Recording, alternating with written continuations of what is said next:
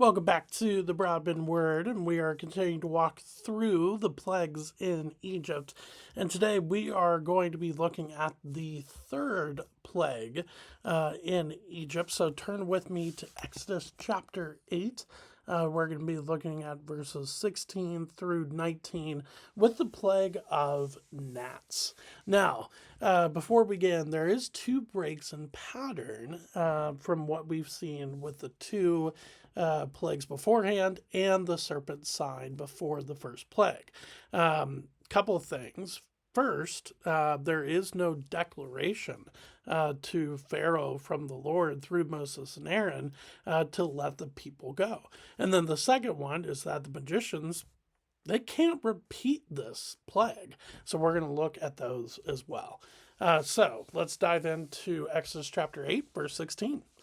Then the Lord said to Moses, "Say to Aaron, stretch out your staff and strike the dust of the earth, so that it may become gnats in all the land of Egypt."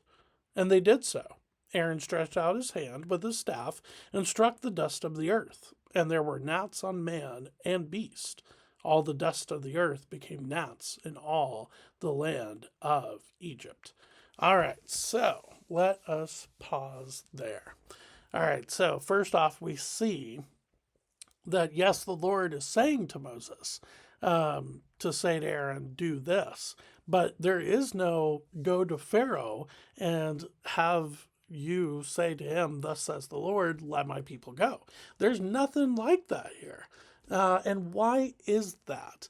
Well, this is actually not the only plague that does this. The sixth plague and the ninth plague also have this same structure. Now, we'll get to why those happen that way once we get to them. But is there this like biblical numerology because it's pairing of threes, third, sixth, ninth? I don't think so. I don't think we're supposed to read that much into it. Is it interesting? Absolutely. But is there something, deep into that? I don't think so. But here, though, why do we not see that? I think it's because of the trickiness that Pharaoh used with the second plague. Remember in verse 8 of chapter 8 with the second plague, he asks Moses and Aaron to plead with the Lord to take the frogs away, and then he will let the people of Israel go. And so they do that. The frogs all die or go away. And then Pharaoh forgets that. Or not forgets it. No, he actually just denies that he will let them go, refuses to let them go, even though they said he would. And as we'll see later on, Moses actually calls Pharaoh out on this and calls it cheating God. And so, for me, I think the reason why this one just happens without an audience with Pharaoh first is because it is a consequence of Pharaoh's bearing false witness or lying about letting the people go if the frogs were taken care of, or when the frogs were taken care of. So I think that's why you don't see a meeting between Pharaoh and Moses and Aaron. I think that's why you don't see it with the specific plague, the third plague.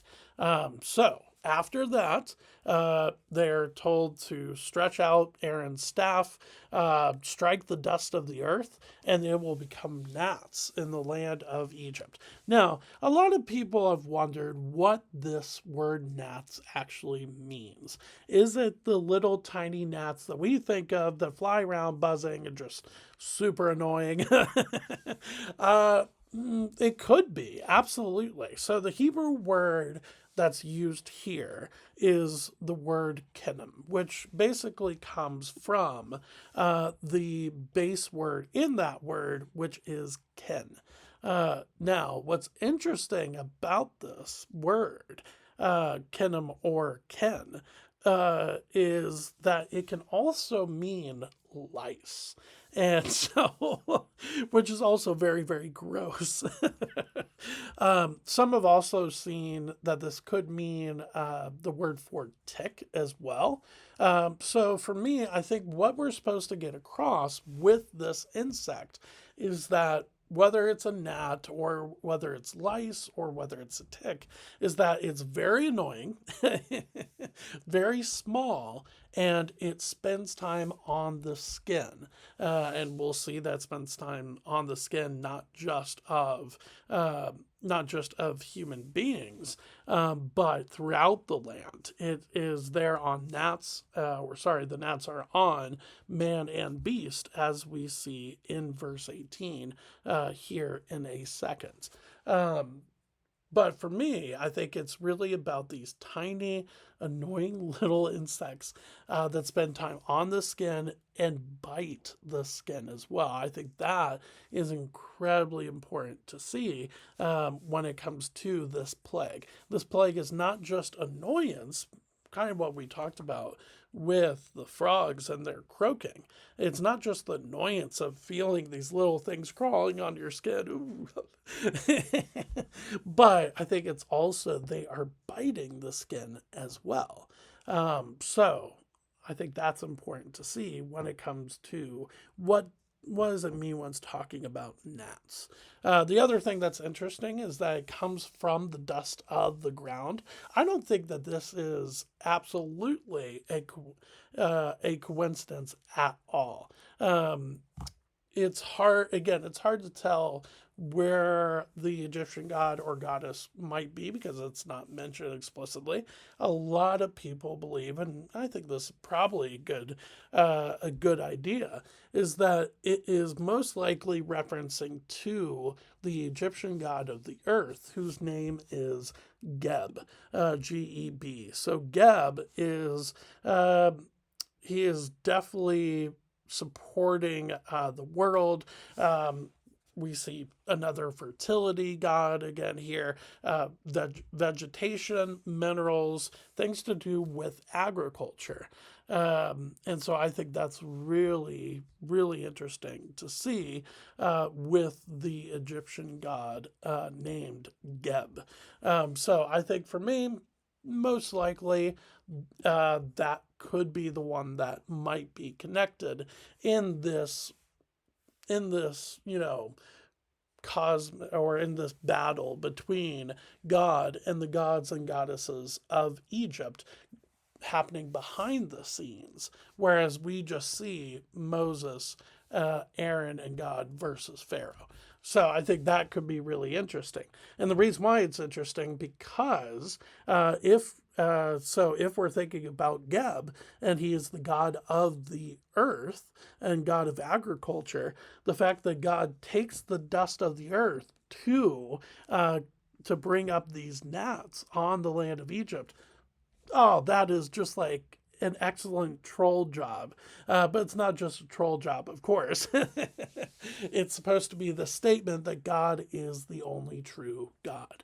At the end of verse 17, when it says that all the dust of the earth became gnats in all the land of Egypt, that doesn't mean that the actual earth itself is all gnats. So, like, wherever you step, you are just sinking into gnat bodies. No, I don't think that's what we're supposed to read into that when it's talking about the dust of the earth. I think, one, it's supposed to be talking about how quickly these little gnats move from person to person or from animal to animal. I think that's supposed to be kept in sight here, but also just how many numerous there were. Now, if you were stepping, you probably would step. When you stepped on the earth, you probably would have stepped on these things as well. But is it this idea that the earth of Egypt became gnats and gnats' bodies? No, I don't think so. But I think that's kind of what's going on there. But now we have the second break of pattern with the magicians. So let's pick up in verse 18. The magicians tried by their secret arts to produce gnats, but they could not. So there were gnats on man and beast. Then the magician said to Pharaoh, "This is the finger of God." But Pharaoh's heart was hardened, and he would not listen to them, as the Lord had said. All right, so you have a breaking pattern here for sure. The magicians made a staff into a serpent. They made water into blood. They made frogs come up out of water. So it's interesting to see that something as small as a gnat could not be repeated. But they kind of make sense, though. Insects are fascinating to look into. Don't get me wrong, really creepy. A lot of them are really, really creepy. But the amount of creativity that God has poured into insects and the different type of insects is fascinating and remarkable. And so for me, I think it makes a lot of sense why something as small as a gnat or lice or a tick, whatever you want to see, or not want to see, whatever this is being seen as. I think that's really important to see that they could not repeat even just something so, so small because of the creativity of the creator who is God. And so I think that is really interesting. A lot of other people have asked, okay, why was this one the first one that started this whole thing that the magicians couldn't repeat the plagues in Egypt? I think for me, it definitely has to do what we just talked about. The other thing, I think they were being they were being affected by these gnats.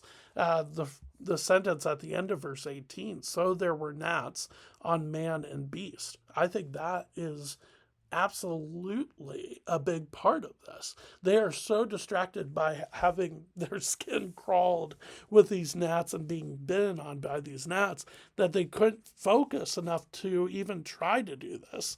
But they also say that they could not do it. It's not like they couldn't try, they just could not do it. So I think that's really interesting to see. And then finally, the reason why I think this is the first one is because of the proclamation of the magicians to Pharaoh. This is the finger of God. And I think that's such an interesting way to describe it. It's not like they're saying that God is pouring all of his creativity into this plague. No, they're saying this is the finger of God. It's like, look, the fact that God can do this, that God can make gnats out of the dust of the earth, we can't touch that. This is the finger of God. Even something as small as gnats, God could use just his finger with and create is just magnificent. And they cannot duplicate it. Now, you would think, based on how they were able to repeat the serpent staff sign and then the first two plagues, that the fact that they couldn't repeat this third plague should have made Pharaoh go, oh, whoa, something's different here. But instead, the fact that they couldn't do that and that they gave credit to the God of the Hebrews in verse 19 there, I think that is what sets Pharaoh off and again makes him refuse to let the people go at the end of verse 19. It's not just the gnats. I think it's the fact that these magicians couldn't do it, and that irritates him. And then the fact that they gave credit to the God of the Hebrews, which Pharaoh believes, that he has vanquished this God of the Hebrews. And so the fact that his magicians are giving that God credit, I can't stand for that. And so that's why I think he refuses. And that's why I think it says Pharaoh's heart was hardened. So I think that is very, very interesting. So with that being said, thank you for spending a little bit of time with me today as we walk through the third plague. And then on Thursday, we will continue to look at insect plagues as we look at the plague of flies or the fourth plague in Egypt. And so I will see you then. Thanks.